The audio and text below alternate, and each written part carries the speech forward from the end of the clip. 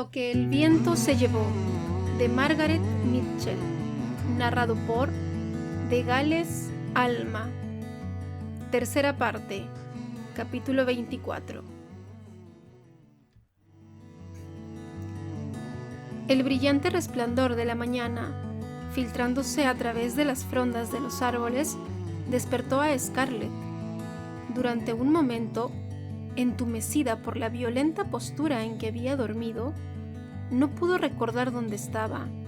El sol le cegaba los ojos, las duras tablas del coche le lastimaban todo el cuerpo y sentía un gran peso en las piernas.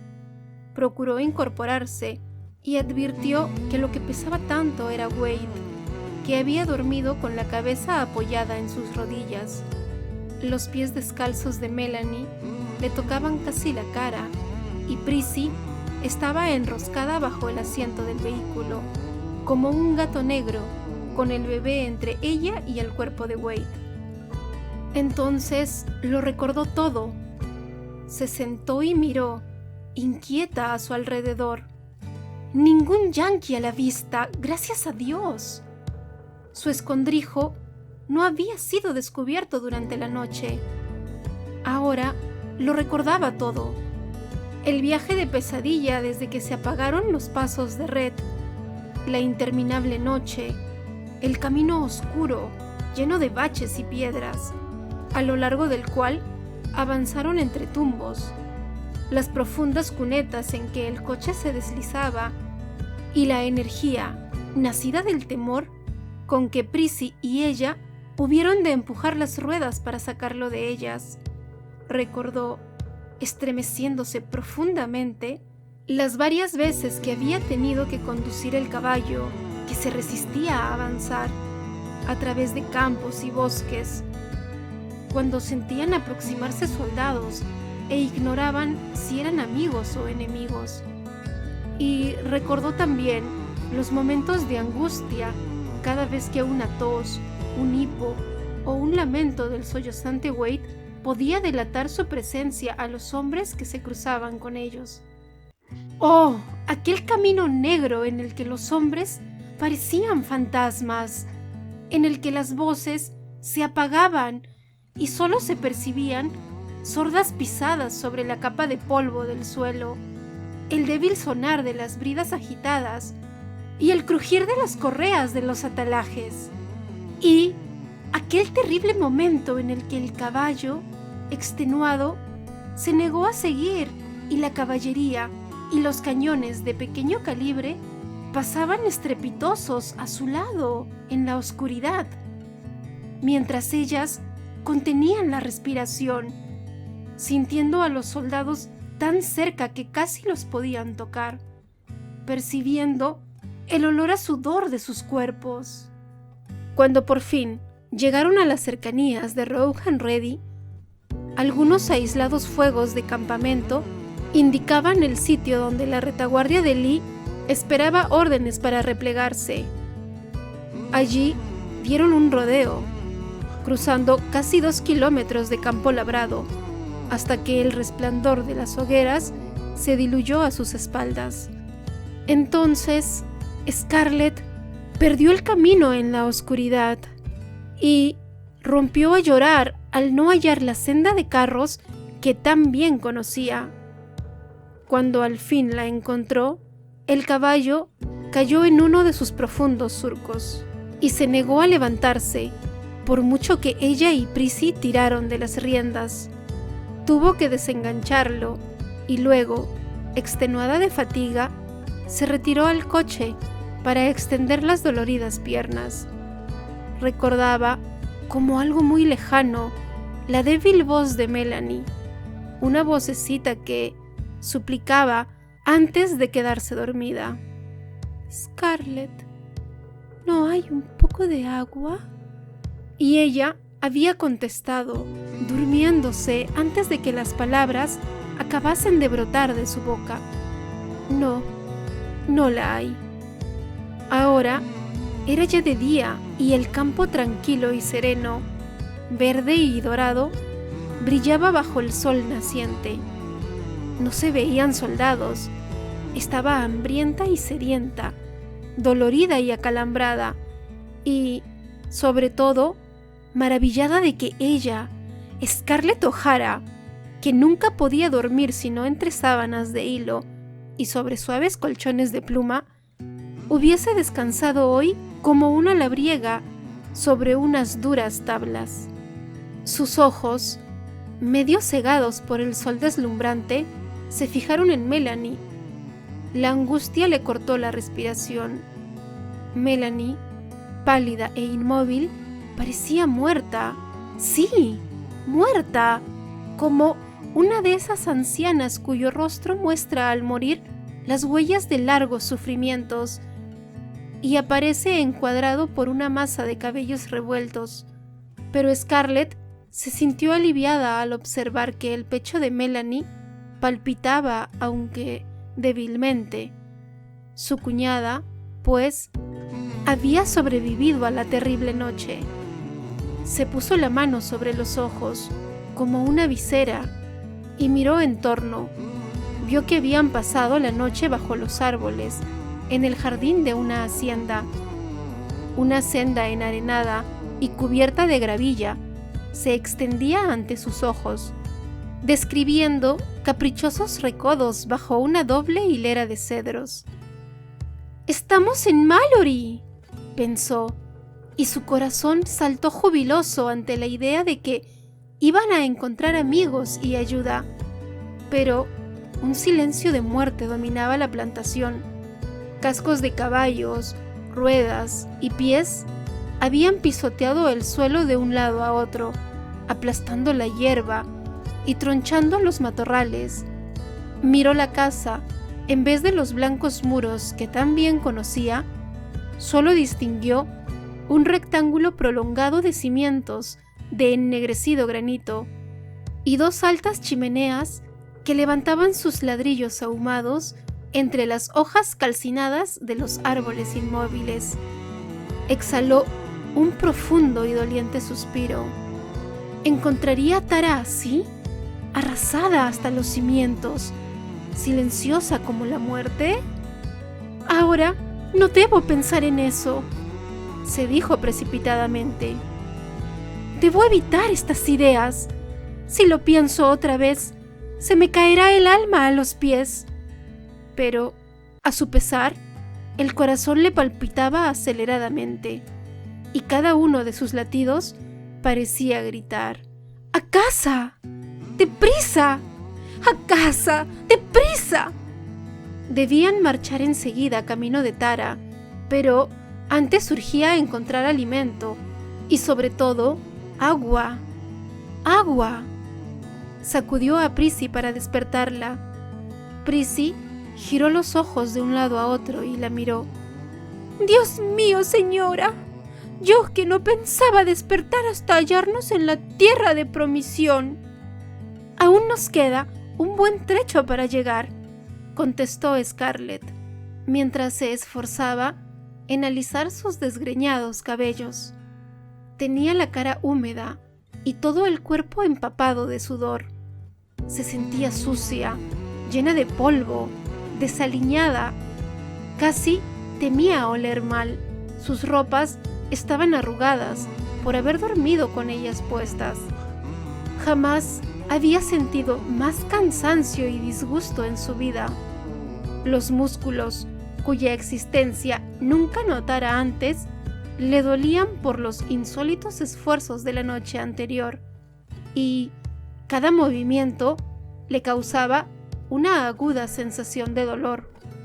Miró a Melanie y vio que tenía abiertos ya los ojos oscuros. Eran unos ojos de enferma, brillantes de fiebre, con grandes y profundos surcos en torno. Melanie abrió sus pálidos y resecos labios y murmuró lastimeramente: «Agua». «Prissy», ordenó Scarlett, «levántate, vete a la fuente y trae un poco de agua». «Pero, señora Scarlett, ¿no sabe que ha de haber fantasmas por ahí? Figúrese que haya alguno y yo sí que te convertiré en fantasma a ti Como no te apees, dijo Scarlett, que no tenía gana alguna de emprender semejante conversación, saltando al suelo medio derrengada. Entonces se acordó del caballo. ¿Qué pasaría?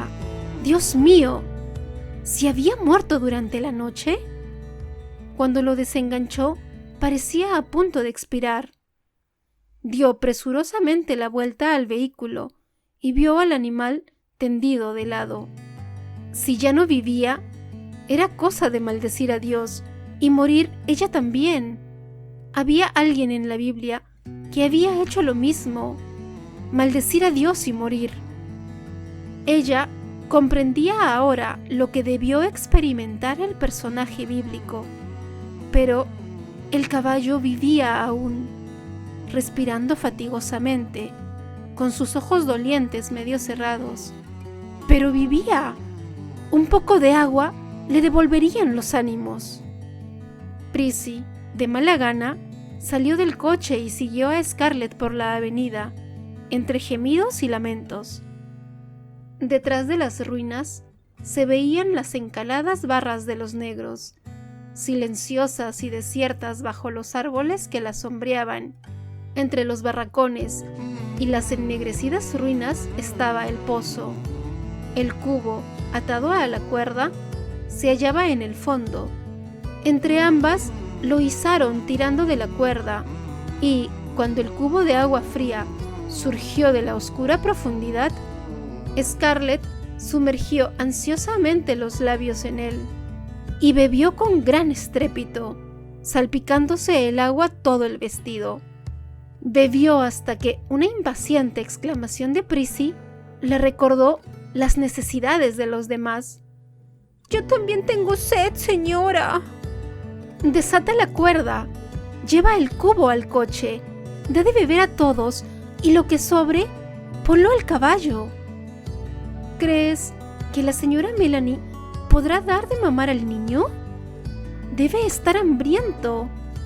«Señora Scarlett, la señora Melanie no tiene leche y no la tendrá ya». «¿Cómo lo sabes?» «Porque he visto muchas en su caso». «Basta de historias. También ayer sabías todo lo necesario sobre cómo ayudar a nacer un niño. Vamos, date prisa, mientras yo procuro buscar algo de comer por aquí». Las pesquisas de Scarlett fueron inútiles al principio. Al cabo, halló en el huerto algunas manzanas. Los soldados habían estado allí antes que ella y no habían dejado ninguna en los árboles. Las que encontró estaban caídas en el suelo y podridas casi del todo. Llenó su falda con las mejores que pudo hallar y volvió al coche pisando la tierra blanca y llenándose las zapatillas de piedrecitas. ¿Cómo no se le había ocurrido ponerse zapatos la noche anterior? ¿Por qué no había cogido su sombrero de paja y algo de comer? Se había comportado como una necia, pero como se suponía que Red se encargaría de llevarlos... Red. Tan mal efecto le causaba aquel nombre que escupió al suelo con asco. ¿Cómo le detestaba? ¡Qué despreciable había sido su comportamiento! Y ella había estado a solas con él en el camino y se había dejado besar y casi le agradó. Había estado loca la noche anterior y él era un ser abyecto. Ya en el coche repartió las manzanas y colocó el resto en la trasera.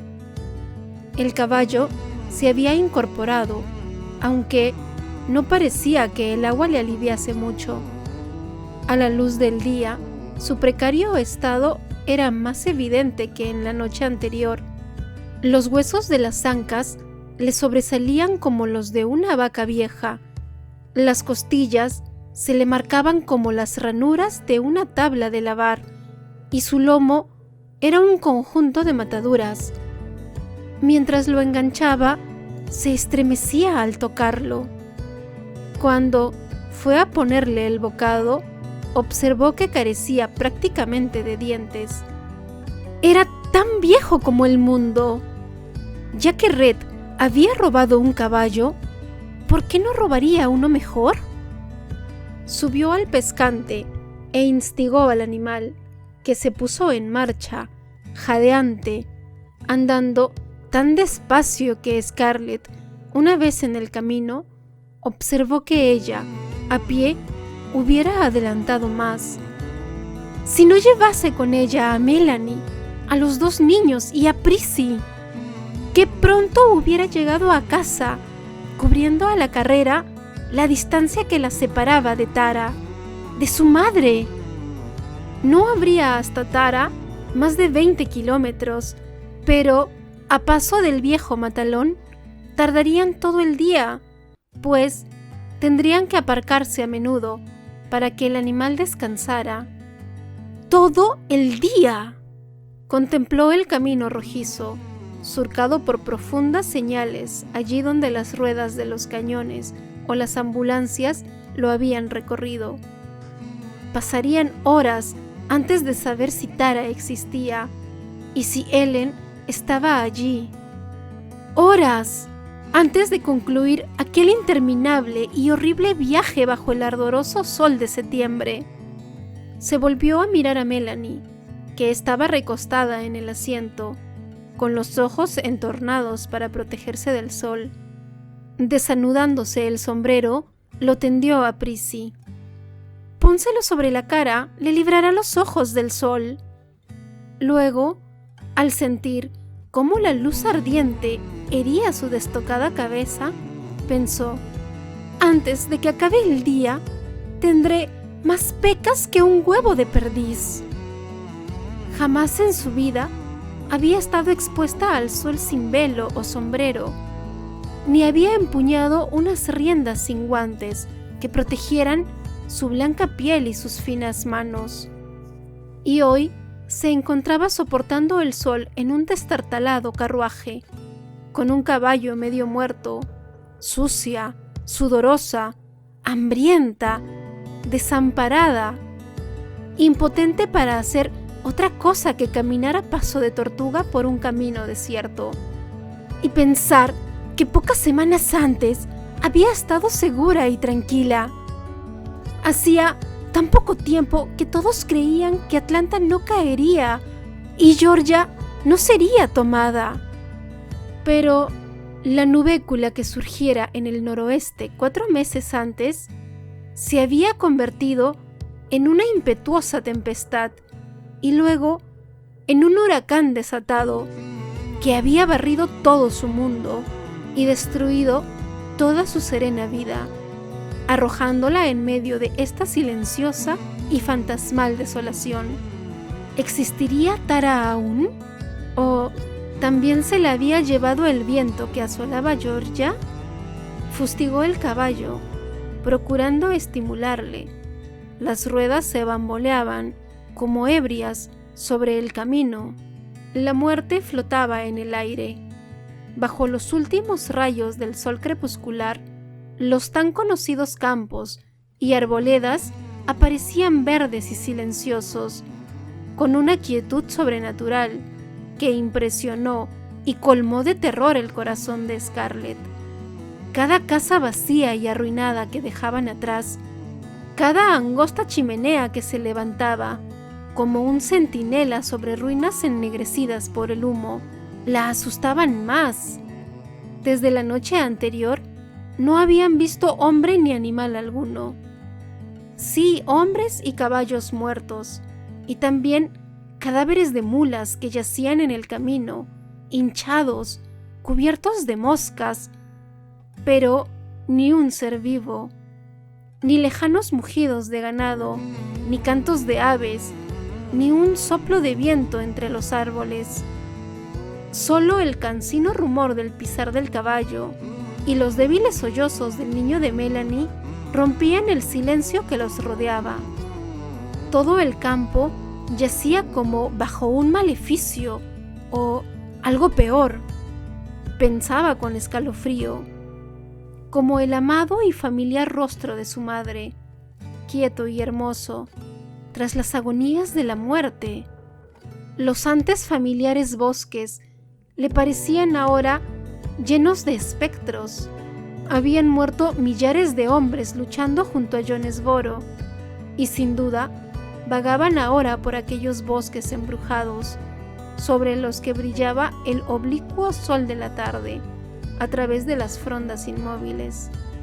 Todos ellos, amigos y enemigos, la miraban pasar en su coche desvencijado, con sus ojos vidriosos, helados, horribles, ciegos por la sangre y el polvo rojizo. «¡Mamá! ¡Mamá!», susurró. Si siquiera pudiese llegar hasta Ellen.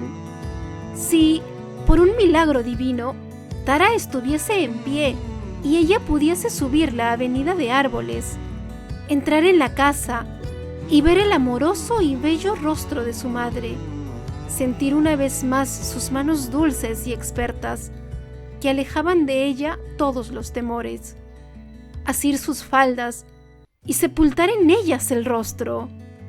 Ellen sabría lo que convenía hacer. No dejaría morir a Melanie ni a su hijo. Expulsaría todos los miedos y a todos los fantasmas con su tranquilo «Shh, shh». Pero Ellen estaba enferma, acaso moribunda. Scarlett volvió a fustigar la cansada grupa del caballo. Tenían que apresurarse. Habían avanzado por el interminable camino durante todo el ardoroso día. Pronto sería de noche y se hallarían solas en aquella mortal desolación. Apretó más las riendas en sus manos desolladas y las sacudió con fuerza sobre el lomo del animal, aunque los brazos doloridos parecían quemarle. Si pudiera alcanzar los brazos amorosos de Tara y de Ellen y depositar en ellos sus cargas tan pesadas para sus hombros juveniles, aquella mujer moribunda, aquel recién nacido, su hijo hambriento, la negra aterrorizada, todos los que buscaban en ella fuerza y apoyo, todos los que confiaban en un valor que no poseía, en una fuerza que hacía tiempo que le faltaba. El exhausto caballo ya no respondía al látigo ni a las riendas, y avanzaba vacilante, tropezando con los guijarros del camino e inclinándose como a punto de caer sobre sus rodillas. Mas, al llegar al ocaso, alcanzaron el tramo final y salieron a la carretera. Solo faltaba poco más de 1 kilómetro hasta Tara. Allí empezaba el seto de naranjos que indicaba el principio de la finca de los Mackintosh. Poco después, Scarlett tiró de las riendas ante la avenida de robles, que llevaba del camino a la casa del viejo Angus Mackintosh. Sus ojos escrutaron las sombras bajo la doble hilera de añosos árboles. Todo oscuro, ni una luz en la casa o en los barracones. Aguzando los ojos en las tinieblas, distinguió una repetición del espectáculo que le era familiar aquel día. 2 altas chimeneas, como gigantescos obeliscos en una tumba, irguiéndose sobre el arruinado segundo piso, y ventanas destrozadas que perforaban los muros como ojos apagados o ciegos. «¡Ah, de la casa!», gritó con todas sus fuerzas. «¡Ah, de la casa!». Prissy se asió a ella con aterrado frenesí, y Scarlett se volvió y le vio girar los ojos locamente. «¡Vámonos, señora!», balbuceó con voz temblorosa. «¡Vámonos! ¡Ay, no debe haber nadie que pueda contestar!». «¡Dios mío!», pensó Scarlett con un escalofrío que le recorrió todo el cuerpo. «¡Dios mío! Tiene razón. Cualquiera sabe lo que puede salir de aquí». Agitó las riendas y acució al caballo. El aspecto de la casa de los Mackintosh había apagado en su alma la última lucecita de esperanza. La casa estaba quemada, desierta y en ruinas, como todas las plantaciones ante las que habían pasado durante el día. Tara estaba solo a 800 metros en el mismo camino, sobre la ruta del ejército. Tara, pues, debía hallarse también arrasada. Solo encontrarían ladrillos ennegrecidos, la luz de las estrellas brillando entre los muros sin techumbre. Ellen, Gerald y las niñas y mamita y los negros habrían partido Dios sabía dónde, y solo hallarían aquella ominosa quietud envolviéndolo todo. ¿Por qué habría emprendido aquella huida alocada, contraria a todo sentido común, conduciendo a Melanie y a su hijo? Mejor les hubiera sido morir en Atlanta que ir a morir entre las silenciosas ruinas de Tara, luego de ser torturados por aquel día de sol ardiente en el desvencijado vehículo. Pero Ashley le había confiado el cuidado de Melanie. Cuídala. Oh, el día bello y conmovedor que él se había despedido de ella, besándola antes de partir para siempre. Cuidarás de Melanie, ¿verdad? Prométemelo. Y ella lo había prometido. ¿Por qué había hecho semejante promesa que ahora que Ashley había muerto la ataba más aún? Y en medio de su abatimiento odiaba a Melanie, a los débiles gemidos del recién nacido, cada vez más apagados, que rompían el silencio. Pero lo había prometido, y ahora aquellos dos seres eran tan suyos como Wade y Prissy, y tenía que luchar y esforzarse por ellos mientras le quedasen alientos y fuerzas. Podía haberlos dejado en Atlanta, instalado a Melanie en el hospital y partido sola, pero de hacerlo así, nunca más hubiera osado mirar a Ashley a la cara, ni en este mundo ni en el otro, para decirle que había abandonado a su hijo y a su mujer, dejándolos que muriesen entre desconocidos. ¿Dónde se hallaría él aquella noche mientras ella rodaba por aquel camino espectral con su hijo y su mujer? ¿Viviría y pensaría en ella incluso mientras yacía entre rejas de Rock Island? ¿O habría muerto de viruela meses atrás y se pudriría en cualquier larga zanja entre cientos de confederados? Los nervios alterados de Scarlett estuvieron a punto de estallar cuando oyó un ruido cercano entre la maleza. Prissy lanzó un alarido y se arrojó al suelo, con el niño debajo. Melanie movió las manos débilmente, buscando a su hijo, y Wade, demasiado espantado para gritar, se encogió cubriéndose los ojos con las manos. Luego, los matorrales se rompieron bajo unas pesadas pezuñas y un mugido bajo y quejumbroso hirió sus oídos. «No es más que una vaca», dijo Scarlett con voz áspera por el miedo. «No seas necia, Prissy. Has aplastado al niño y espantado a la señora Melanie y a Wade». «¡Es un fantasma!», gimió Prissy, escondiendo el rostro en las tablas del coche. Scarlett se volvió, empuñó la rama del árbol que usaba como fusta y golpeó con ella la espalda de Prissy.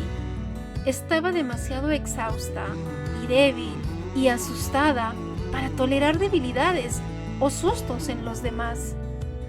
«¡Levántate, estúpida!», dijo, «antes de que te parta esto en las costillas». Prissy alzó la cabeza, miró afuera del coche y comprobó que, en efecto, se trataba de una vaca blanca y rojiza que los contemplaba lastimeramente con grandes y espantados ojos.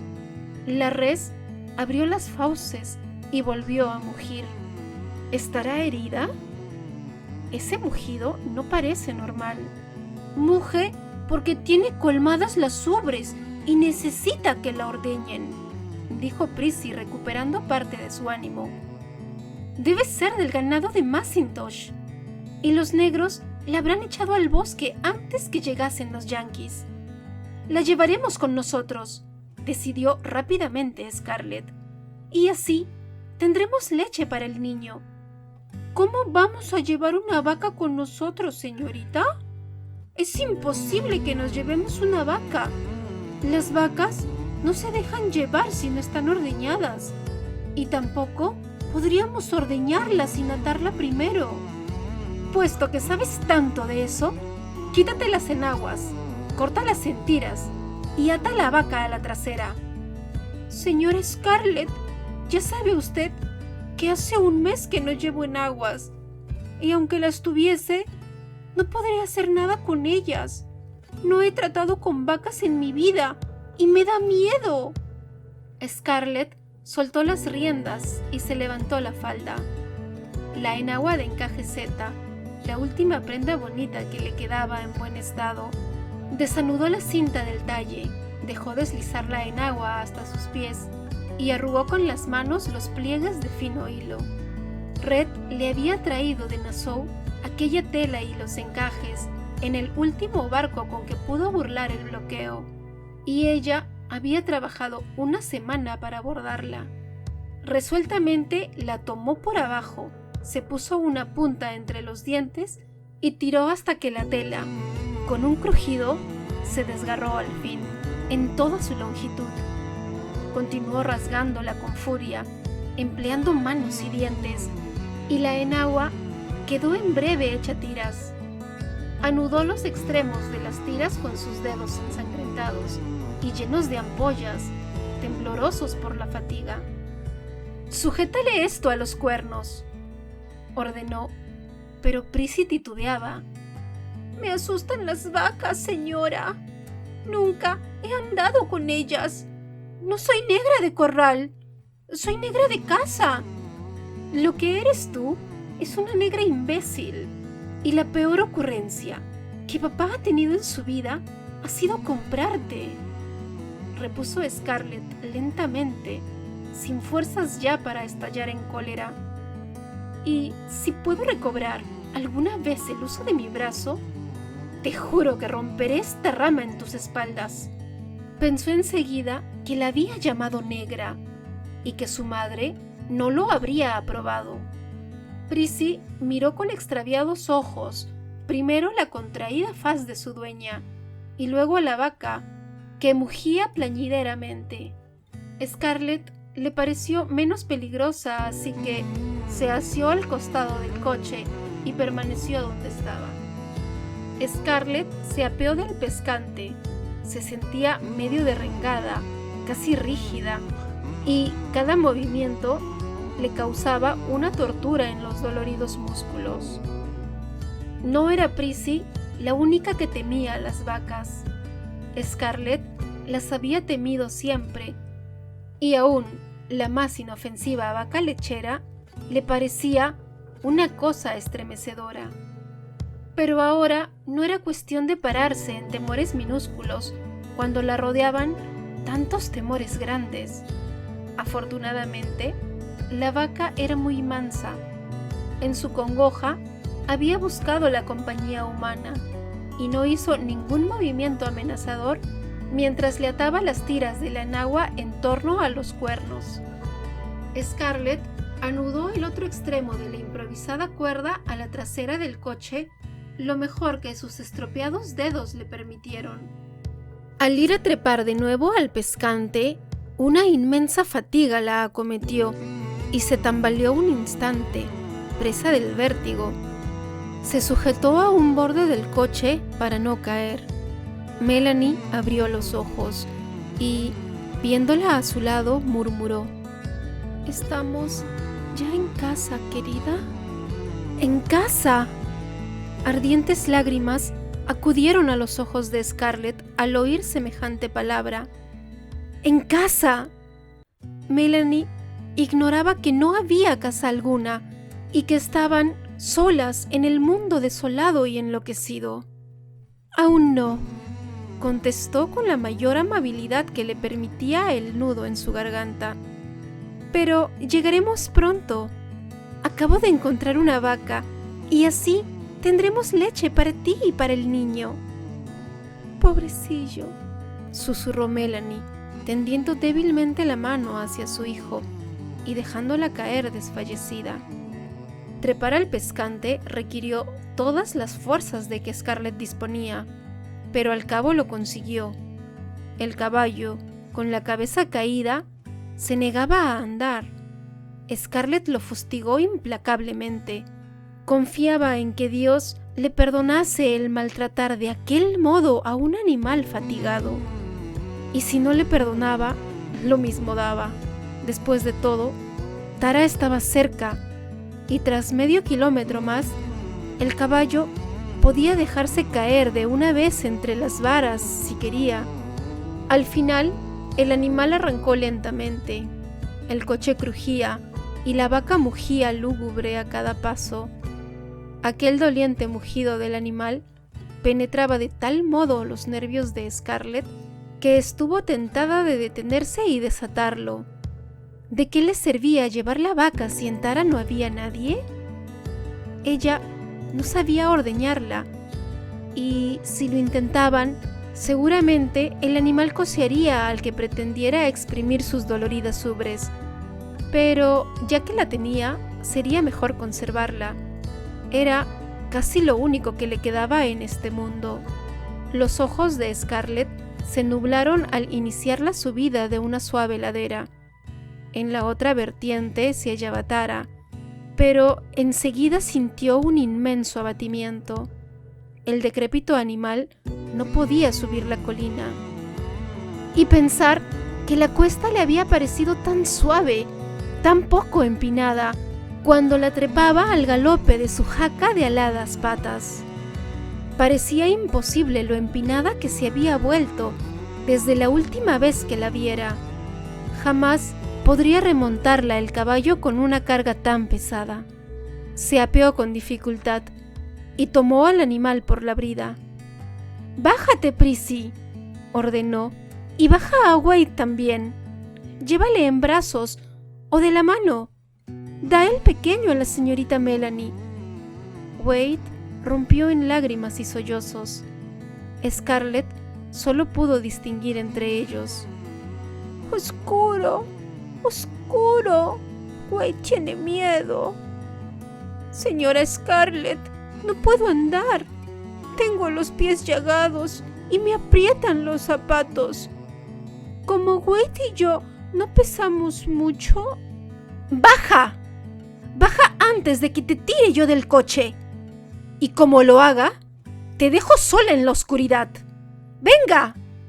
Prissy, entre gemidos, miró los negros árboles que flanqueaban ambos lados del camino.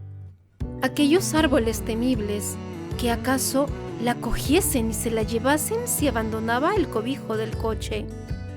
No obstante, entregó el pequeño a Melanie, saltó al suelo, se empinó y cogió a Wade. El niño sollozaba, apretándose a su niñera. «¡Hazle callar! No puedo soportar ese llanto», protestó Scarlett cogiendo la brida del caballo y haciéndolo arrancar a empellones. «Pórtate como un hombrecito, Wade, y deja de llorar, o te doy unos azotes». Y, mientras pisaba indignada el camino oscuro, pensaba con ira para qué habría inventado Dios los niños. Aquellos seres inútiles, llorones, molestos, siempre necesitados de cuidado, siempre estorbando para todo. En su fatiga moral no había lugar para compadecer al asustado niño, que procuraba correr al lado de Prissy, haciéndose a su mano y jadeando. Le quedaba solo la pesadumbre de haberlo parido, el asombro de haberse casado alguna vez con Charles Hamilton. «Señora Scarlett», balbuceó Prissy, sujetándole el brazo, «no vayamos a Tara.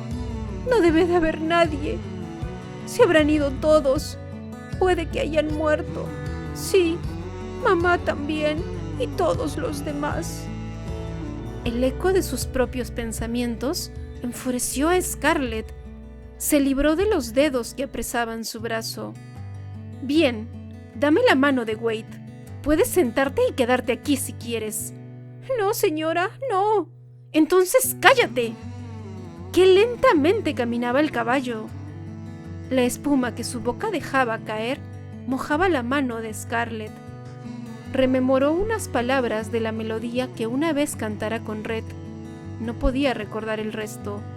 Solo unos pocos días más de soportar la carga. Solo unos pasos más. Repetía su cerebro una y otra vez. Solo unos pasos de soportar la carga. Remontaron al fin la cuesta y aparecieron ante su vista las encinas de Tara, elevada masa sombría bajo el oscuro cielo. Scarlett miró con ansiedad. Buscaba una luz. No había ninguna. «¡Se han ido!», clamaba su corazón, que le pesaba en el pecho como frío plomo. «¡Se han ido!». Dirigió el caballo hacia el camino. Los cedros, entrelazando las ramas sobre sus cabezas, los envolvieron con la oscuridad de una noche cerrada. Esforzando su vista en el túnel de tinieblas, vio... ¿o sería una ilusión de sus ojos fatigados? Los blancos ladrillos de Tara, borrosos e indistintos. ¡El hogar! ¡El hogar! Los muros blancos tan queridos, las ventanas con flotantes cortinas, las amplias terrazas. ¿Estarían ante ella en la oscuridad o ésta solo ocultaría, piadosa, un espectáculo horrendo como el de la casa de los Mackintosh? La avenida parecía tener kilómetros de longitud, y el caballo, aunque acuciado por su mano, andaba más despacio cada vez. Los ojos de Scarlett sondeaban con afán de tinieblas. La techumbre parecía intacta. ¿Sería posible? No, no lo era. La guerra no respetaba nada, ni siquiera a Tara, construida para durar al menos 500 años. No podía haber respetado Tara. El incierto perfil adquirió relieve. Scarlett acució aún más al caballo. Las blancas paredes emergían entre la oscuridad y no parecían ennegrecidas por el humo. Tara se había librado. ¡Su casa! Soltó las riendas y cubrió a la carrera los últimos pasos, anhelosa de tocar con sus manos aquellos muros. Entonces vio una figura más sombría que la oscuridad, que emergía del negror de la terraza y se detenía en lo alto de los escalones. Tara no estaba desierta. Había alguien en casa. Un grito de alegría brotó de su garganta, para expirar instantáneamente. La casa estaba oscura y silenciosa, y la figura no se movía ni le hablaba. ¿Qué podía pasar? ¿De qué se trataba? Tara estaba intacta, sí, pero mostraba la misma estremecedora quietud que se cernía sobre el resto de la martirizada comarca. Entonces, la figura se movió, rígida y lenta, descendió los peldaños. «¿Papá?», preguntó ella con voz temblorosa, casi dudando de que fuera él. «Soy yo, Katy Scarlett. ¡He vuelto!». Gerald avanzó hacia ella, silencioso como un sonámbulo. Arrastrando su pierna rígida, se acercó a Scarlett y la miró turbado, como si la creyese una imagen de sueño. Luego apoyó una mano sobre su hombro. Scarlett notó que su mano temblaba, como si su padre despertase de una pesadilla y empezase a comprender a medias la realidad. «¡Hija mía!», dijo con un esfuerzo. «¡Hija mía!». Y luego guardó silencio. «¡Caramba! ¡Qué viejo está!», pensó Scarlett. Los hombros de Gerald estaban encorvados. En el rostro que ella veía confusamente, no quedaba ni rastro de aquella virilidad, de aquella infatigable vitalidad de Gerald, y aquellos ojos que se fijaban en los de su hija poseían una mirada casi tan temerosa y atónita como los del pequeño Wade.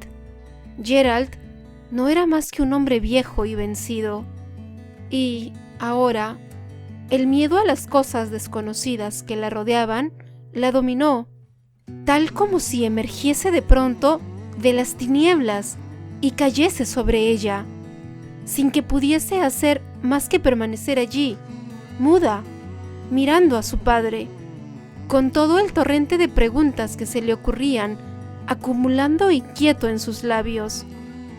Llegó del coche un débil vagido.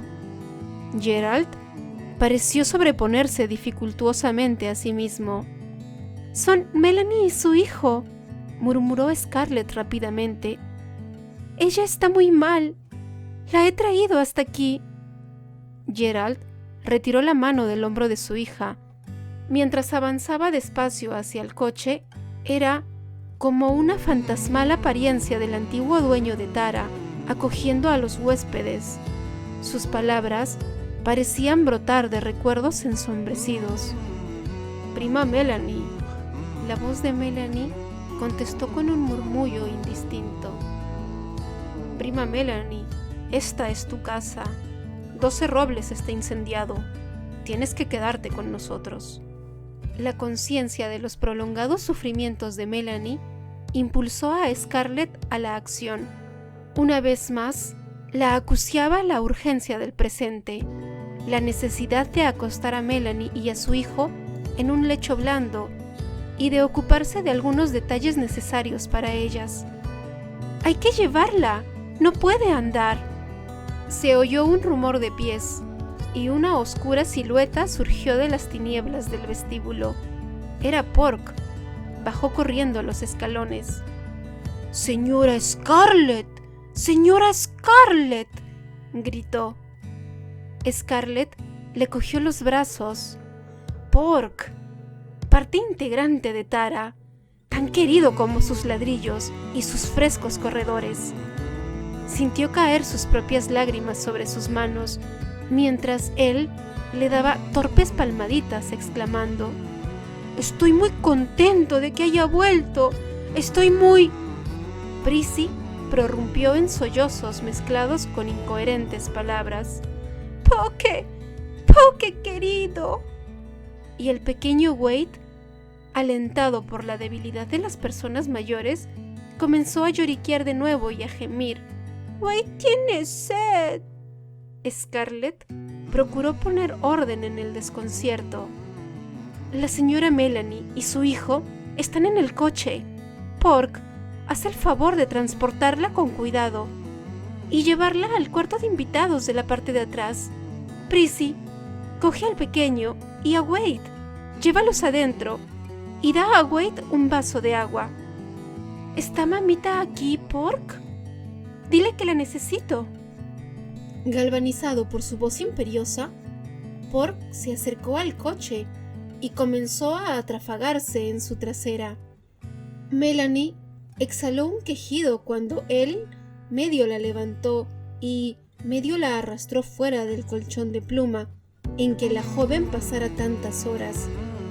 Y cuando estuvo en los fuertes brazos de Pork, su cabeza cayó, como la de un niño, sobre el hombro de él.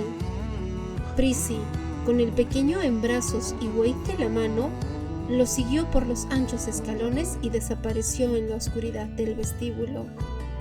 Los ensangrentados dedos de Scarlett apretaron con apremio la mano de su padre.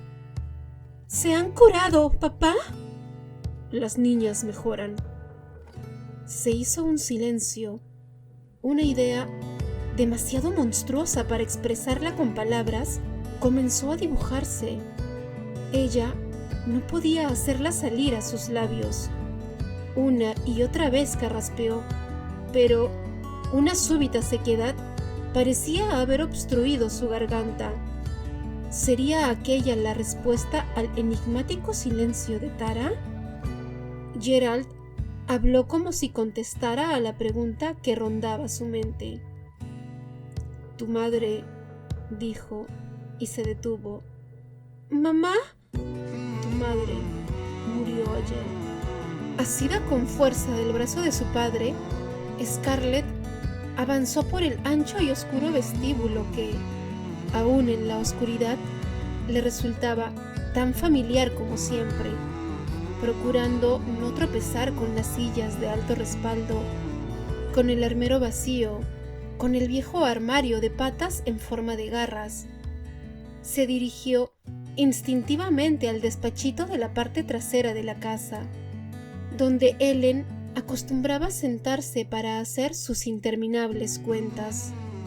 Sin duda, cuando ella entrara en el cuarto, su madre se hallaría sentada ante el escritorio y, posando la pluma, se levantaría, entre rumores de su miriñaque y un suave aletear de dulce fragancia, para recibir a su fatigada hija.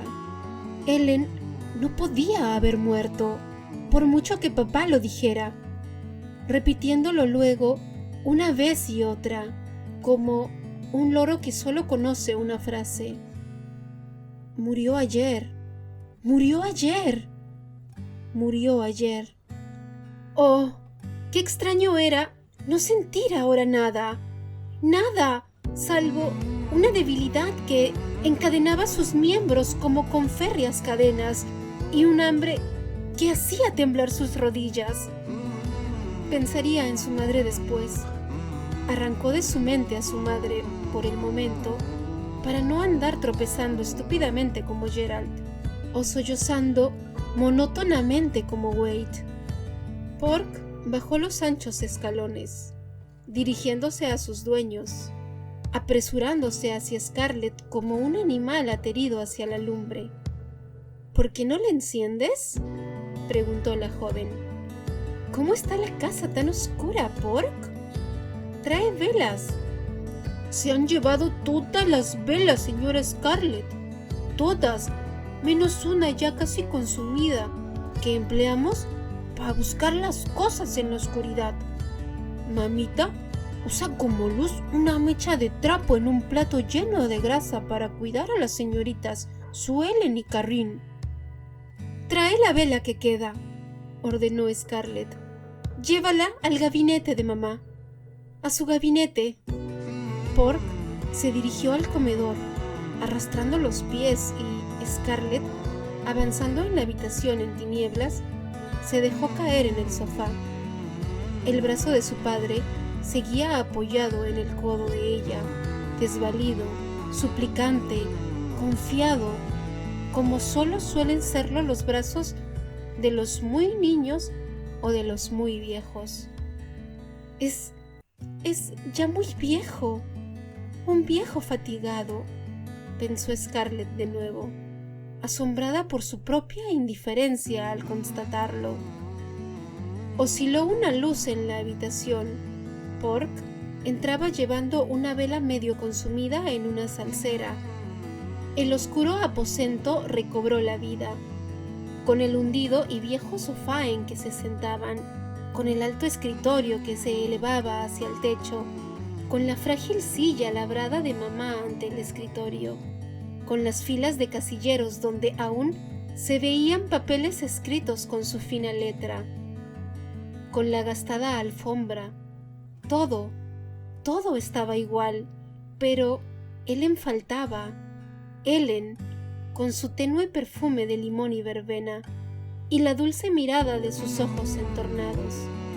Scarlett experimentó un leve dolor en el corazón, como si sus nervios, embotados por la misma profundidad de su herida, se esforzasen en sentir de nuevo. Pero no podía dejar que se exteriorizasen ahora. Tenía por delante toda una vida para que la hiciesen padecer, pero ahora no. ¡No! ¡Dios! ¡Ahora no! Miró la faz amarillenta de Gerald, y por primera vez en su vida le vio sin afeitar, cubierta la antes lozana piel con cerdas plateadas. Pork colocó la vela en el candelero y se acercó a Scarlett. Ella adivinó que, de haber sido un perro, hubiera puesto la cabeza en su regazo, esperando una caricia. ¿Cuántos morenos quedan aquí, Pork? Los asquerosos negros se fueron, señora Scarlett, y algunos hasta se marcharon con los yanquis y... ¿Cuántos quedan? Mamita y yo, señora Scarlett. Ella ha estado cuidando a las niñas todo el día. Ahora las acompaña Dilsey. Quedamos solamente nosotros tres, señora. ¿Nosotros tres? ¿Donde había un centenar?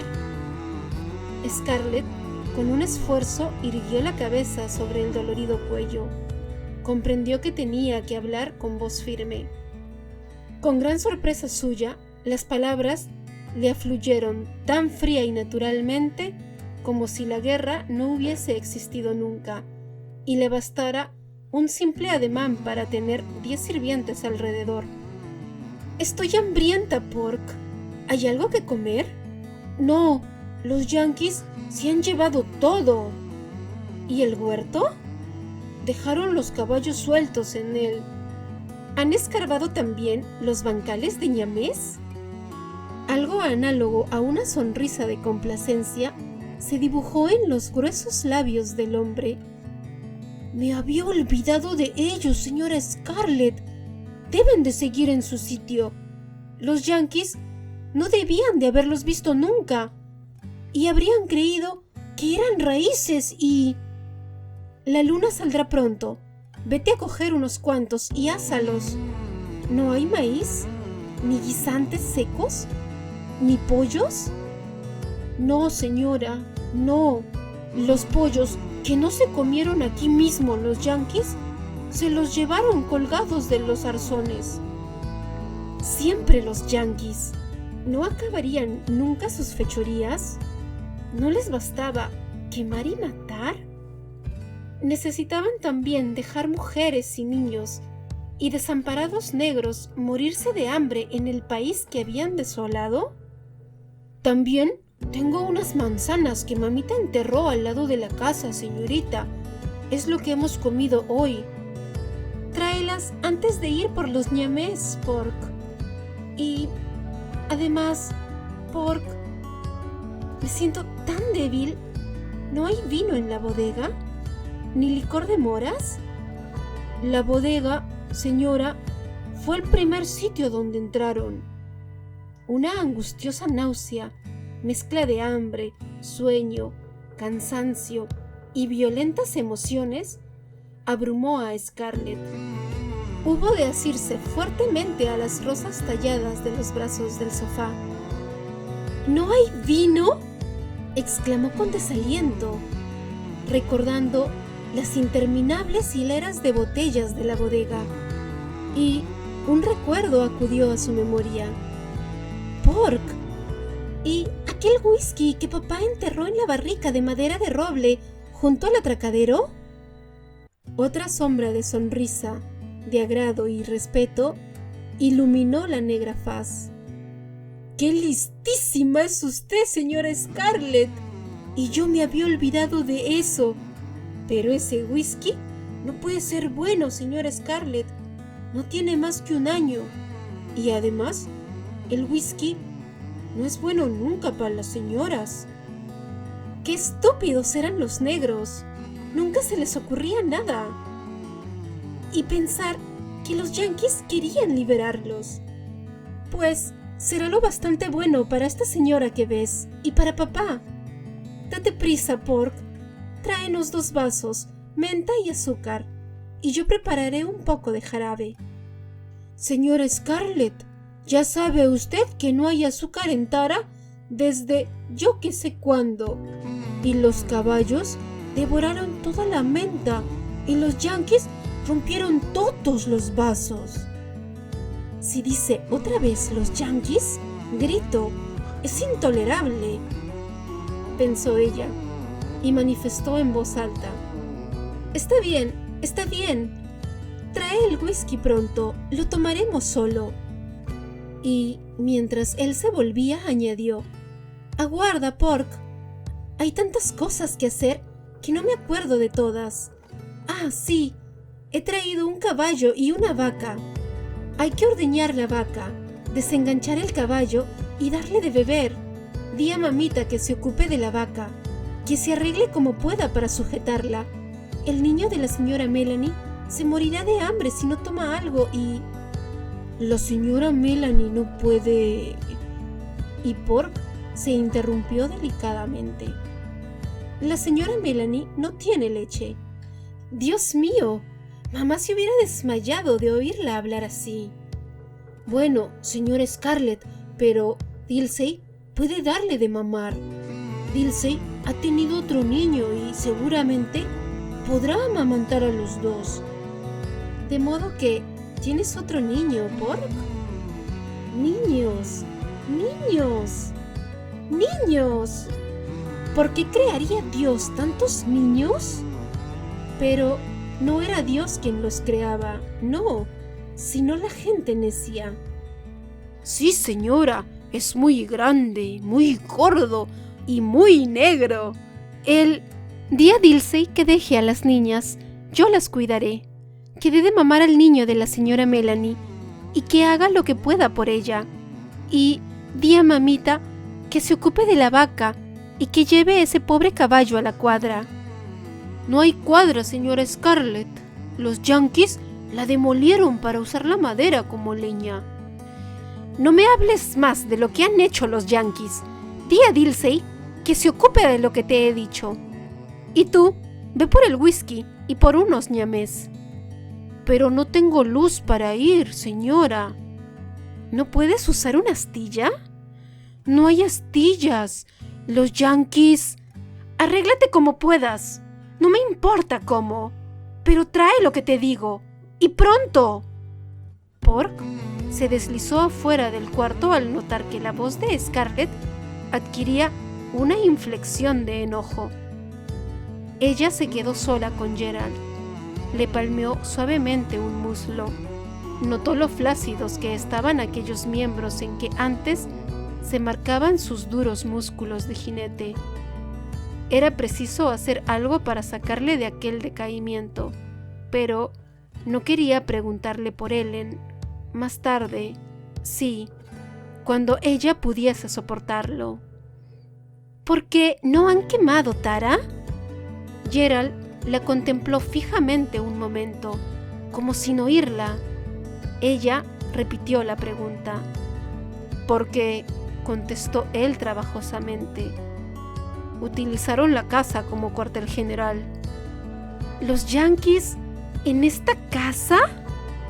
Y en su interior sintió que aquellos muros habían sido profanados, los muros de aquella casa sagrada, porque Ellen la había habitado. ¿Y ellos allí? Estuvieron aquí, sí, hija mía.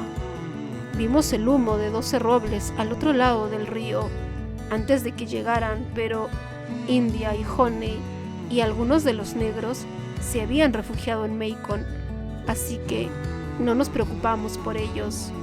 Mas nosotros no podíamos ir a Macon. Tu madre y las niñas estaban tan enfermas. No podíamos partir. Nuestros negros huyeron, no sé a dónde. Se llevaron los carros y las mulas.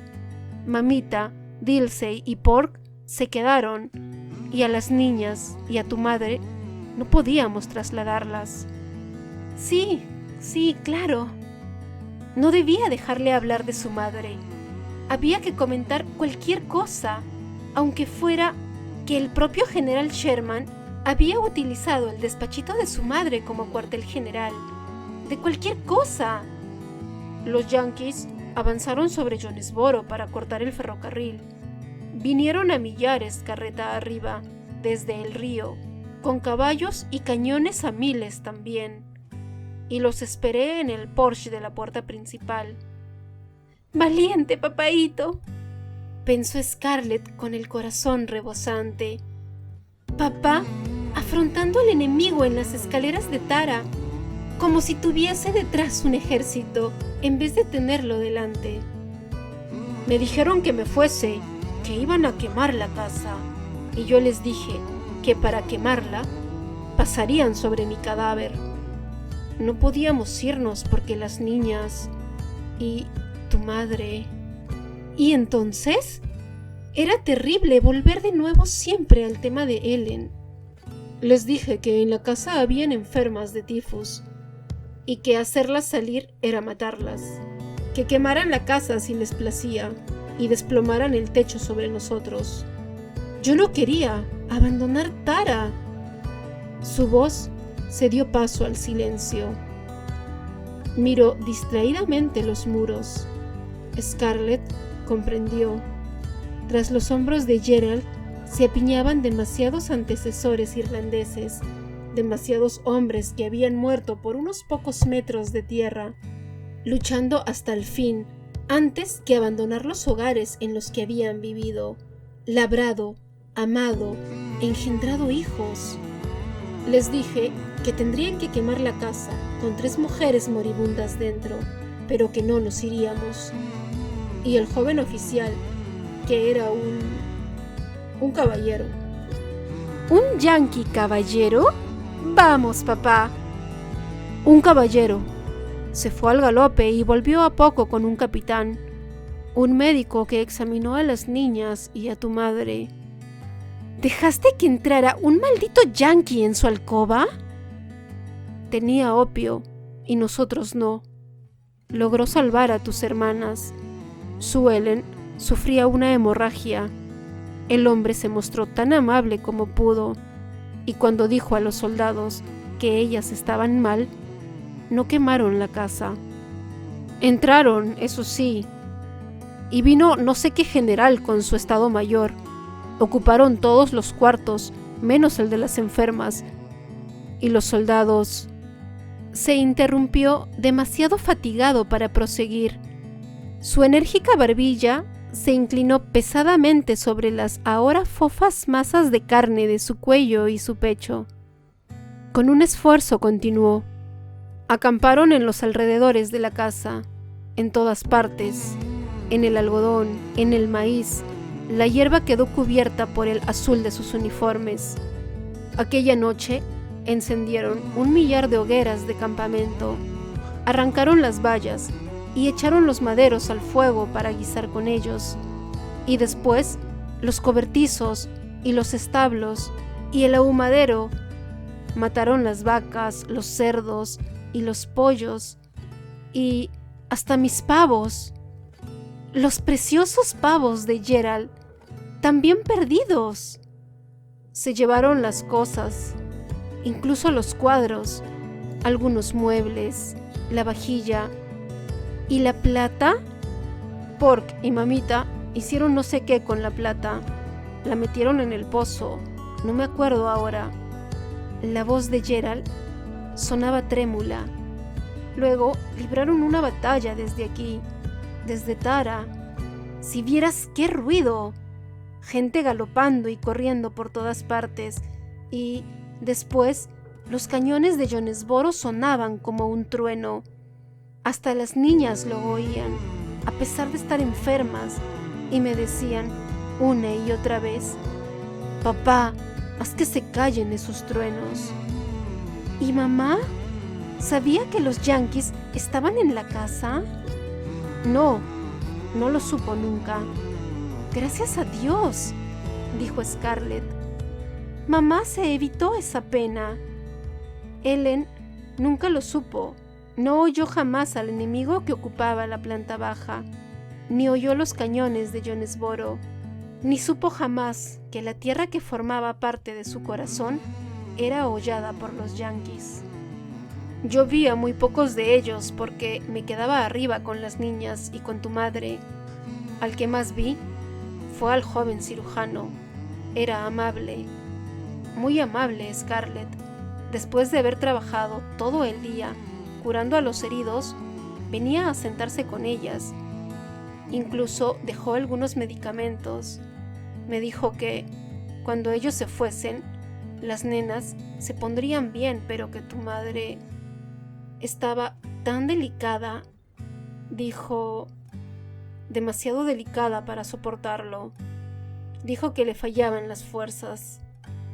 En el silencio posterior, Scarlett vio a su madre tal y como debió de estar en aquellos últimos días, como una frágil torre de refuerzo en Tara, haciendo de enfermera, trabajando, sin sueño ni comida para que otros pudiesen dormir y comer. Y después se marcharon.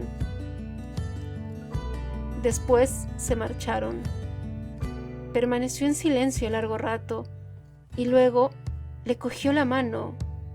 Me alegro de que hayas vuelto a casa, dijo simplemente. Se oyó un ruido como de raspar en el porche trasero. Era el pobre Pork, acostumbrado durante 40 años a quitarse el polvo de los zapatos antes de entrar en casa. No lo olvidaba ni aún en aquellos momentos. Entró sosteniendo con cuidado 2 calabazas y, precedido por el fuerte olor a alcohol que emanaba de ellas. «Se me ha vertido mucha, señora Scarlett. Es muy difícil verter el líquido de un barril sin espita en una calabaza». «No importa, Pork, muchas gracias». Scarlett cogió la mojada calabaza, arrugó la nariz al sentir aquel olor desagradable y acre. «Bebe esto, papá», dijo, poniendo en su mano aquel extraño receptáculo y cogiendo la segunda calabaza llena de agua que traía Pork. Gerald levantó la suya obediente como un chiquillo y tragó ruidosamente. Scarlett le dio después agua, pero él negó con la cabeza. Cuando ella cogió la calabaza del whisky de sus manos y se la acercó a la boca, vio que los ojos de él seguían sus movimientos, mostrando una vaga desaprobación. «Ya sé que las damas no beben alcohol», dijo lacónica, «pero hoy no soy una dama, papá, y esta noche tenemos que trabajar, no lo olvides». Inclinó la vasija, llenó los pulmones de aire y bebió con avidez. El ardiente líquido pareció quemarle desde la garganta hasta el estómago, ahogándola y arrancando lágrimas de sus ojos. Respiró otra vez y de nuevo levantó la vasija. «¡Katy Scarlett!», protestó Gerald, poniendo en su voz la primera nota de autoridad que había oído ella desde su llegada. «¡Basta ya! No estás acostumbrada al alcohol. No te puedes emborrachar». «¿Emborracharme yo?», exclamó ella con una carcajada desagradable. «¿Emborracharme? Ojalá. Me gustaría emborracharme para olvidar todo esto». Bebió otra vez y una lenta oleada de calor le recorrió las venas e inundó su cuerpo hasta hacerla sentir un cosquilleo en la punta de los dedos. Qué agradable sensación la de aquel fuego caritativo. Parecía penetrar hasta su corazón, oprimido por el hielo, y el vigor se extendía de nuevo velozmente por todo su cuerpo. Viendo la sorprendida y apenada fisonomía de Gerald, le volvió a acariciar las rodillas e intentó repetir una de aquellas picarescas sonrisas que tanto le agradaban antes. «¿Cómo podría emborracharme, papá? Soy hija tuya. ¿Acaso no he heredado la cabeza más firme de todo el condado de Clayton?» Él casi sonrió, contemplando la fatigada cara de su hija. El whisky le reconfortaba también. Scarlett se lo volvió a dar. «Ahora vas a beber otro trago y luego te acompañaré arriba para que te metas en la cama». Se contuvo. Así hablaba ella a Wade, pero no debía dirigirse en la misma forma a su padre. Era una falta de respeto. Mas él estaba pendiente de sus palabras. «Sí, señor, a meterte en la cama», añadió en tono ligero, «y a darte otro trago, incluso todo lo que quede, para que duermas. Necesitas dormir. Y Katy Scarlett está aquí, de modo que no tienes que preocuparte de nada. Bebe». Gerald bebió de nuevo, obediente, y ella, deslizando su brazo por debajo del suyo, le hizo levantarse. «¿Pork?» Pork asió la calabaza con una mano y el brazo libre de Gerald con la otra. Scarlett cogió la vela encendida y los tres atravesaron el oscuro vestíbulo y ascendieron los tortuosos escalones que conducían al cuarto de Gerald. La habitación en donde Sue Ellen y Carrin yacían quejándose y revolviéndose sobre la misma cama, apestaba al olor del trapo retorcido que ardía en una salsera llena de sebo y que constituía la única iluminación. Cuando Scarlett abrió la puerta, la densa atmósfera de la estancia, con las ventanas cerradas y el aire saturado de todos los olores propios del cuarto de un enfermo, olores a medicamentos y a fétida grasa quemada, casi la hicieron desvanecerse. Ya podían decir los médicos que el aire fresco era fatal en la habitación de un enfermo, pero si ella tenía que permanecer allí, necesitaba aire puro o se moriría. Abrió las 3 ventanas, dejando penetrar el aroma de la tierra y de las hojas de encina, pero el aire fresco no bastaba para disipar los insoportables hedores acumulados durante varias semanas en aquella habitación cerrada. Carine y Sue Ellen, pálidas y demacradas, dormían con sobresalto y se despertaban para mascullar vagas palabras. Mirando con asombro desde el elevado lecho de 4 columnas, donde habían cuchicheado juntas en días mejores y más felices. En un rincón de la estancia había una cama vacía, una estrecha cama estilo francés, de pies y cabecera curvados, que Ellen había traído de Savannah. Allí había reposado Ellen. Scarlett se sentó junto a las 2 niñas y las contempló como una estúpida. El whisky bebido con el estómago vacío empezaba a jugarle malas pasadas. Unas veces sus hermanas le parecían estar muy alejadas y sus voces débiles e incoherentes llegaban hasta ella como zumbidos de insectos. Otras parecían adquirir un enorme volumen, llegando hasta ella con la velocidad de un relámpago. Estaba cansada hasta los tuétanos. Podía acostarse y dormir días enteros. Si lograse siquiera dormirse, y al despertar viera que Ellen le sacudía suavemente el brazo diciendo: «Es tarde ya, Scarlett, no seas tan perezosa». Pero eso ya no sucedería más. Si viviese Ellen, si hubiese alguna persona mayor que ella, de más experiencia, a quien poder acudir, alguien en cuyo regazo pudiese ella reposar la cabeza, alguien en cuyos hombros pudiese descargar el peso que ahora la abrumaba. La puerta se abrió despacio y entró Dilsey, llevando al niñito de Melanie junto al pecho y la calabaza de whisky en la mano. A la luz humeante e incierta de la vela, parecía más delgada que la última vez que Scarlett la viera, y la sangre india se acusaba más en su rostro. Los salientes pómulos parecían más prominentes, la nariz aguileña más afilada, y la piel cobriza relucía con mayor brillo.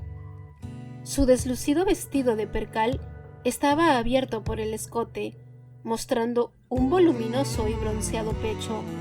Estrechamente arrimado a ella, el bebé de Melanie oprimía con avidez su boquita de capullo de rosa contra el oscuro pezón, chupando, agarrando con sus manitas la suave carne, como un gatito que busca el calor del vientre materno.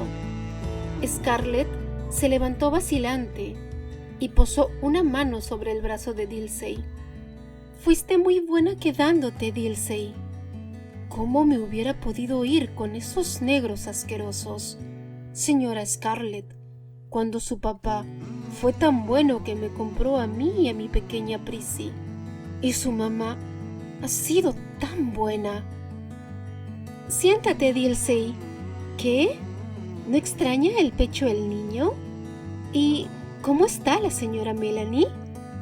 «Al nene no le pasa nada, solo tenía hambre, y yo tengo leche bastante para alimentar a un chiquillo hambriento». «No, mi ama, la señora Melanie está bien. No se morirá, señora Scarlett, no se preocupe. He visto muchas personas blancas y negras, igual que ella. Está muy cansada, muy nerviosa y tiene miedo por su hijito, pero la hice callar. Le di un poco de lo que quedaba en la calabaza y ahora está durmiendo. Así pues, el whisky había servido para toda la familia. En su histeria, Scarlett pensó que acaso convendría dárselo también al pequeño Wade para ver si así se le quitaban los hipos y los sollozos. Y Melanie no se moriría. Y cuando regresara Ashley, si regresaba, no, ya pensaría en eso más tarde.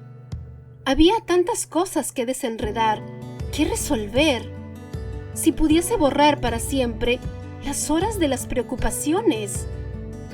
Se incorporó de pronto al escuchar un ruido, algo así como "Kerbank, Kerbank", que rompía la quietud del aire exterior. Es mamita que saca agua para lavar a las señoras. Necesitan mucho baño, explicó Dilsey, colocando las calabazas sobre la mesa entre los frascos de medicamentos y un vaso. Scarlett se echó a reír bruscamente. Sus nervios debían estar hechos trizas para que el ruido de la polea del pozo, tan ligado a sus más lejanos recuerdos, pudiera asustarla. Dilsey la miró fijamente, mientras reía con expresión de inmóvil dignidad. Pero Scarlett adivinó que la comprendía. Se hundió más en la silla. Si pudiese al menos despojarse del apretado corsé, del cuello que la ahogaba y de las zapatillas llenas aún de arena y piedrecillas que le producían ampollas en los pies. La polea crujía lentamente mientras iba arrollándose la cuerda, y cada crujido acercaba el cubo al brocal. Pronto estaría mamita con ella, la mamita de Ellen, su mamita. Scarlett permaneció sentada en silencio, sin fijar su atención en nada, mientras el bebé, saciado ya de leche, gruñía porque se le había escapado el dulce pezón.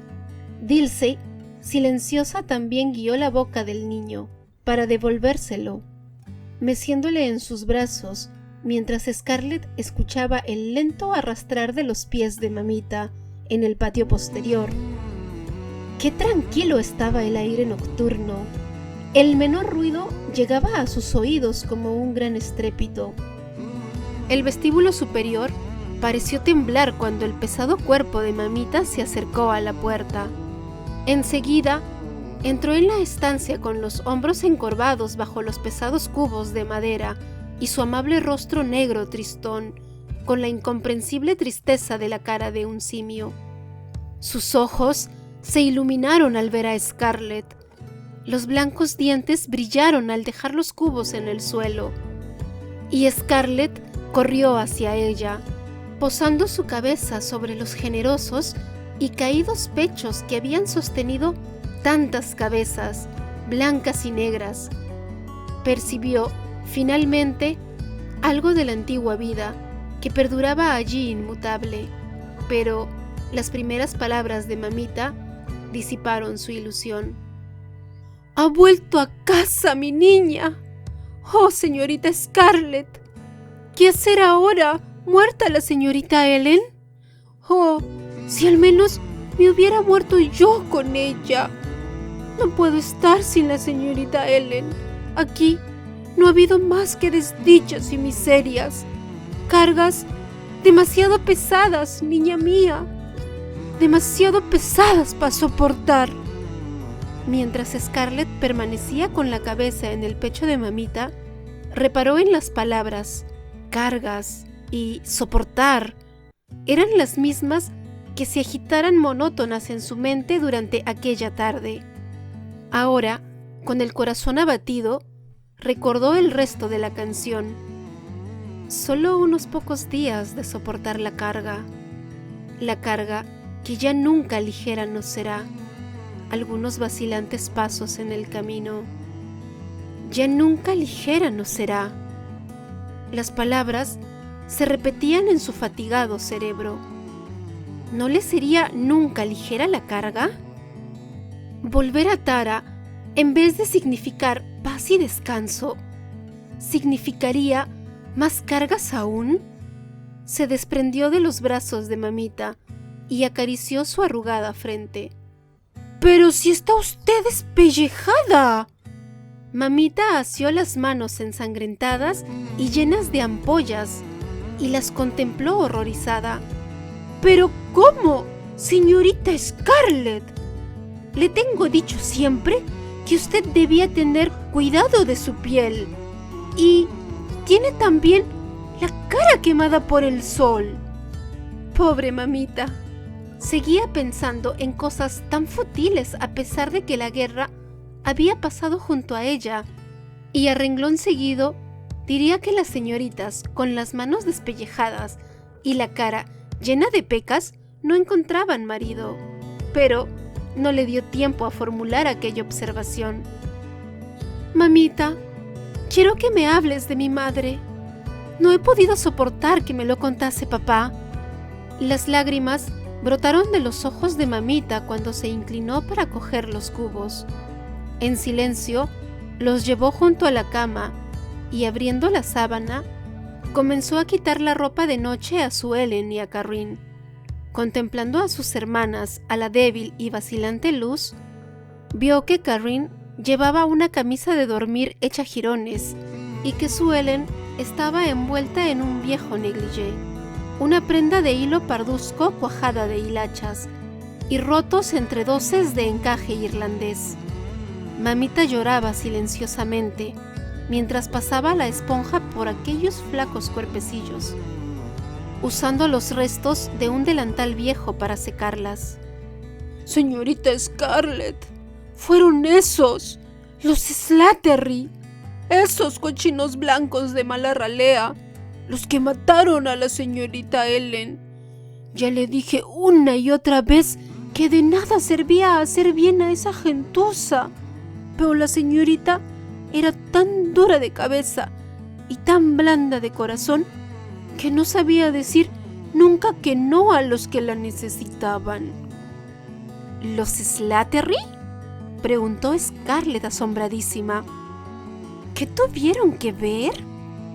Estaban enfermos de eso, gesticuló mamita, señalando con su trapo a las dos niñas desnudas que chorreaban agua sobre la sábana mojada. La hija mayor de los Slattery, Amy, lo cogió, y la señorita Slattery vino aquí a escondidas para buscar a la señorita Ellen, como hacían siempre cuando les ocurría algo malo. ¿Por qué no cuidaba ella de los suyos? Bastante tenía ya que hacer la señorita Ellen. Pero mi ama fue allí y cuidó de Amy. Y la señorita Ellen ya no era ella, señorita Scarlett. Su mamá hacía tiempo que no estaba bien.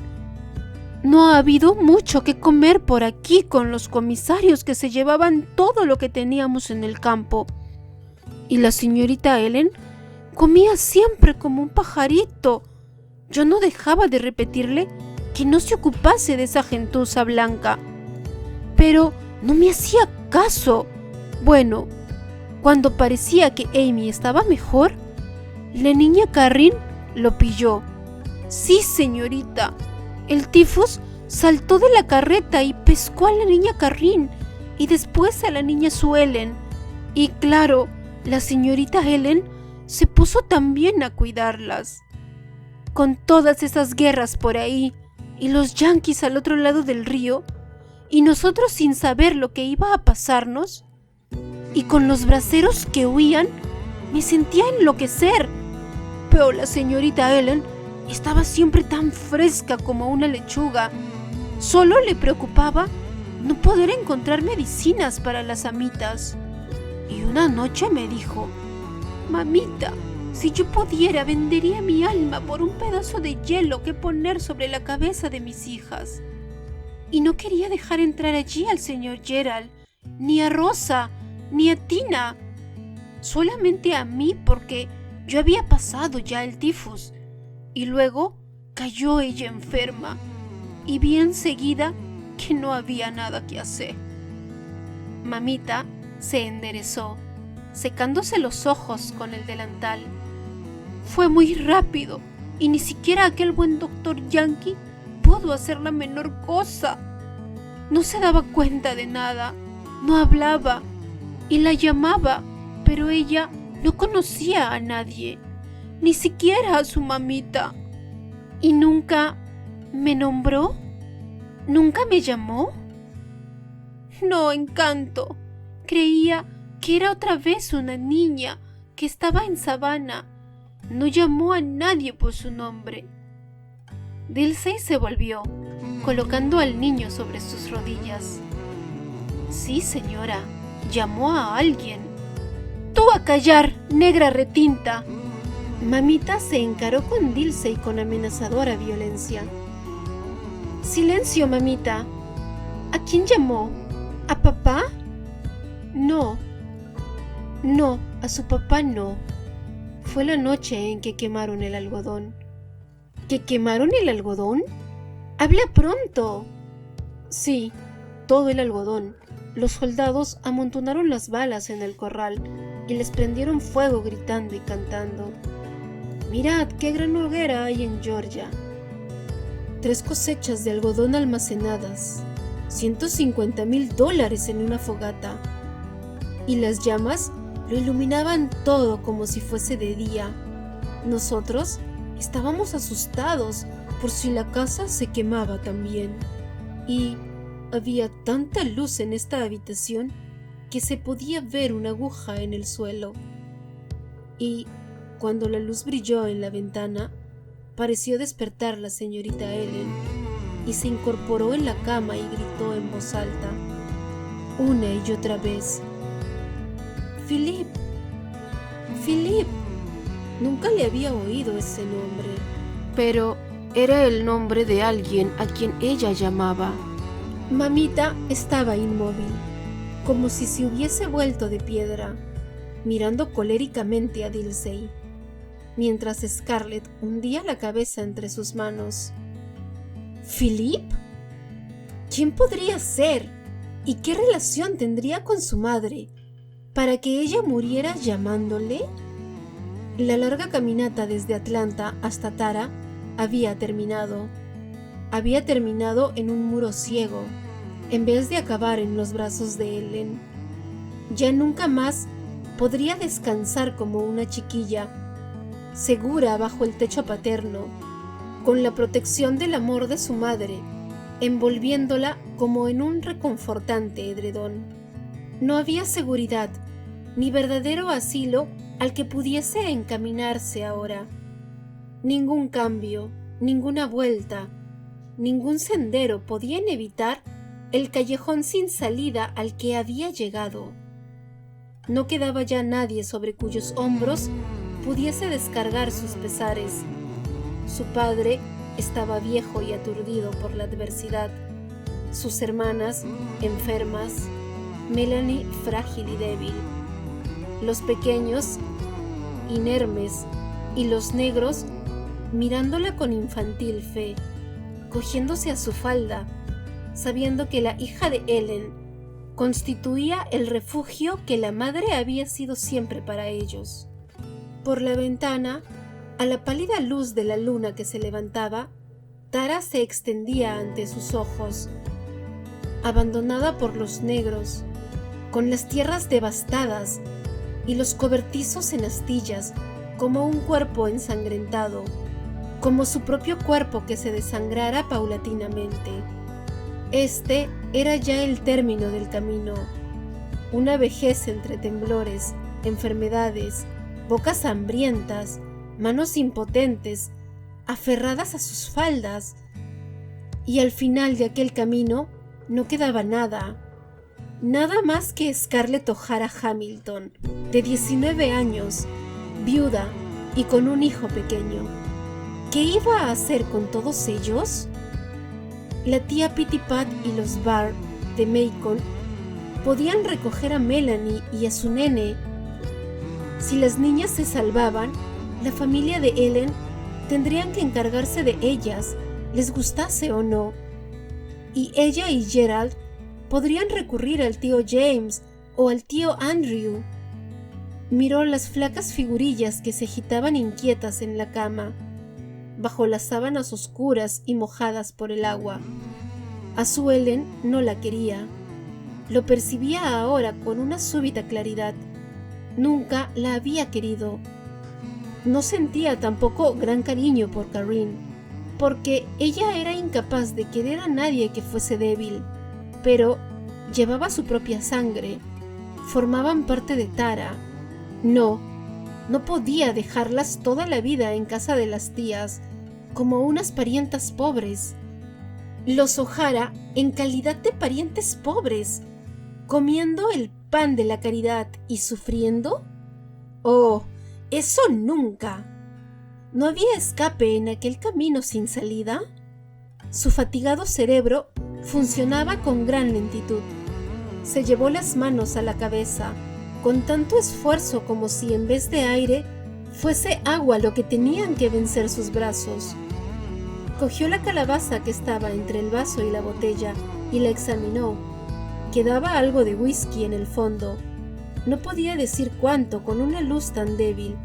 Era extraño, pero el áspero olor no desagradaba ya su olfato. Bebió lentamente y esta vez el líquido no le abrazó la garganta. Sintió tan solo una sensación de calor.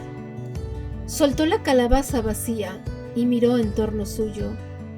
Era todo un sueño aquella tenebrosa habitación llena de humo, las esqueléticas niñas, mamita, deforme y voluminosa, acurrucada junto a la cama, Dilsey, convertida aún en una estatua de bronce, con la dormida y rosada carita del bebé resaltando junto al oscuro pecho.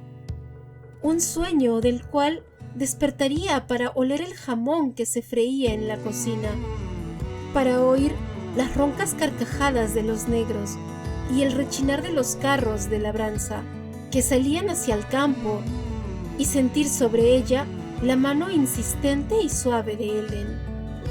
Después descubrió con asombro que estaba en su propia cama y la débil luz de la luna que intentaba perforar las tinieblas y que mamita y Dilsey la estaban desnudando. El corsé torturador ya no le peñiscaba la cintura y podía respirar honda y silenciosamente hasta el fondo de sus pulmones y su vientre. Sintió cómo la despojaban suavemente de las medias y oyó a mamita murmurar confusos pero confortadores sonidos mientras bañaba sus pies lacerados por las ampollas. ¡Qué fresca estaba el agua! ¡Qué bien se sentía tendida sobre algo blando! Cuidada como cuando era niña. Suspiró, se estiró y, pasado cierto tiempo, lo mismo pudo ser un año que un segundo. Se encontró sola. La habitación parecía más brillante, inundada por los rayos de la luna que caían sobre su lecho. No sabía que estaba ebria de cansancio y de whisky. Solo sabía que había abandonado su cansado cuerpo y que flotaba, no sabía cómo ni dónde, pero en alguna parte donde no existían el dolor ni el cansancio y donde su cerebro percibía las cosas con claridad sobrehumana. Veía las cosas con otros ojos, porque en el largo camino hasta Tara había dejado atrás su niñez. No era ya una dúctil y plástica arcilla que acusaba nuevos contornos a cada nueva experiencia. La arcilla se había endurecido, no sabía cuándo, en aquel día indefinido que había durado 1000 años. Aquella noche sería la última vez que habrían de cuidarla como a una chiquilla. Ahora ya era una mujer y la juventud había acabado. No, ya no podía. No quería dirigirse a las familias de Gerald o de Ellen. Los O'Hara no aceptaban limosnas. Los O'Hara se cuidaban solos. Sus cargas eran suyas y solo suyas.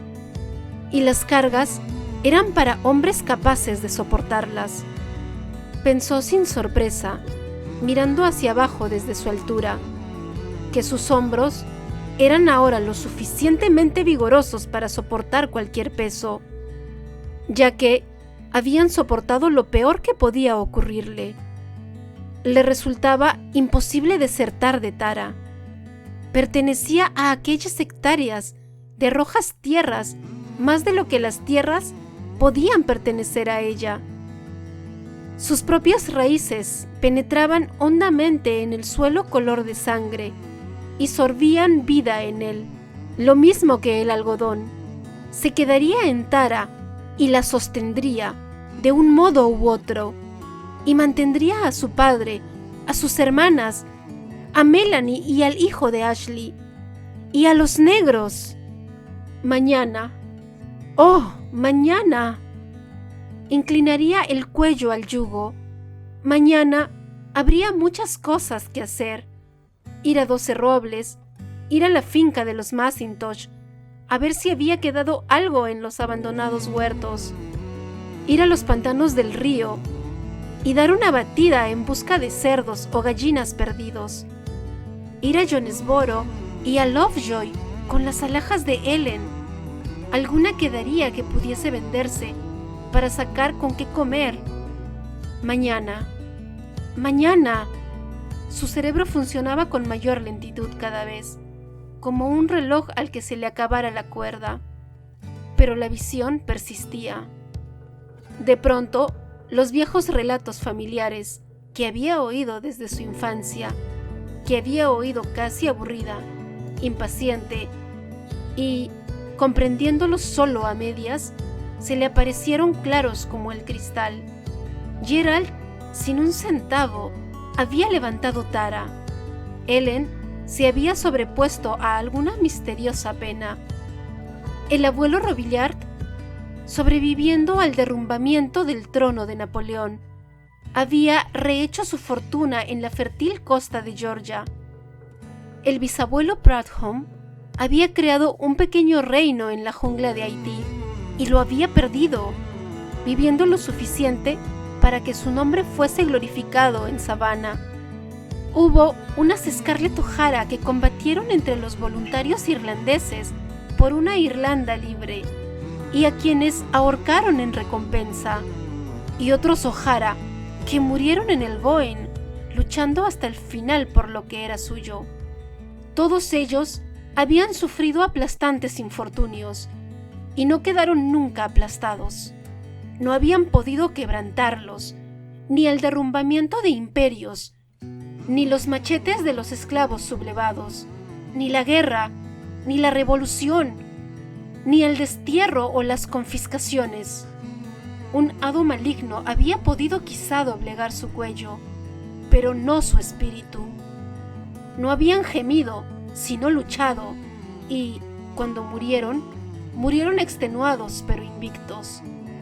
Todas aquellas sombras desaparecidas, cuya sangre corría por sus venas, parecían moverse, silenciosas en la estancia iluminada por la luna, y a Scarlett no le sorprendía ver a aquellos antecesores que habían sufrido lo peor que el destino podía reservarles, y lo habían transformado en lo mejor.